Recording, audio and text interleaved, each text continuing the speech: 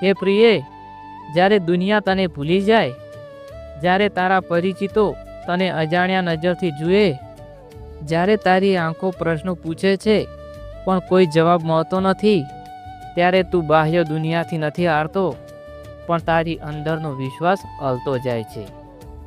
તે જ ક્ષણે તું મને યાદ કરજે, કારણ કે હું તારા મનમાં જ રહેલો છું.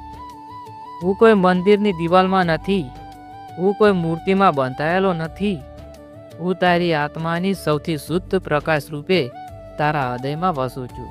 હે પાંડવ, હે પાર્થ, મેં પણ મેદાનમાં તે ક્ષણ જોઈ હતી જ્યારે બધું અંધકાર લાગતું હતું, જ્યારે તારા મનમાં યુદ્ધ અને શાંતિની વચ્ચે સંઘર્ષ હતો. પણ તું મને સાંભળ્યો અને તું ઊભો થયો ધર્મના માર્ગ પર. તે જ રીતે આજે તું એકલો છે. જો તારા સપનાઓ તૂટ્યા છે તો તેનો અર્થ એ નથી કે તું હાર્યો છે, પણ એનો અર્થ તો એ છે કે તને હવે તારી સાચી શક્તિની ઓળખ થવાની છે. લોકોનો સાથ તો સમયસર મળે છે, પણ મારો સાથ તે તો જન્મજાત છે. તને લાગે છે કે તું એકલો છે, પણ તું ક્યારેય એકલો નથી. હું હંમેશા તારી સાથે છું. હે પાર્થ, જે કોઈ પણ ભક્તિપૂર્વક મારું સ્મરણ કરી લે છે, તેને કોઈ પણ સ્થિતિમાં હોય પણ અંતે તે પરમ ગતિને પામે છે. અર્થાત ભગવાનનો સાથ ક્યારેય ભેદભાવથી નથી મળતો, તે માત્ર શ્રદ્ધા અને વિશ્વાસથી મળે છે. તારા હૃદયમાં જો અખંડ વિશ્વાસ છે તો તને કોઈ તોડી શકશે નહીં.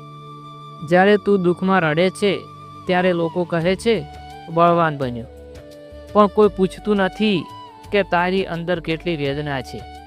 હે ભક્ત, તારે સમજવું પડશે કે મનુષ્યનો સાથ સમય સીમિત છે, પણ હું તારા હૃદયની ધડકનમાં અવિનાશી બેઠો છું. જ્યારે તું રાત્રે એકલો બેઠો હોય અને મનમાં અનેક પ્રશ્નો હોય, હું શા માટે, આ મારું જીવન આવું કેમ છે, તો તું તારા મનને પૂછજે નહીં, પણ તારા અંતર આત્મામાં ઝાંખીને જોજે. ત્યાં તને મારું સ્મિત દેખાશે જે કહે છે તું શાંત થા. હે ભક્ત, જે કંઈ થાય છે એ તારી ઉન્નતિ માટે જ થાય છે. હું ક્યારેય કોઈને દુઃખ નથી આપતો.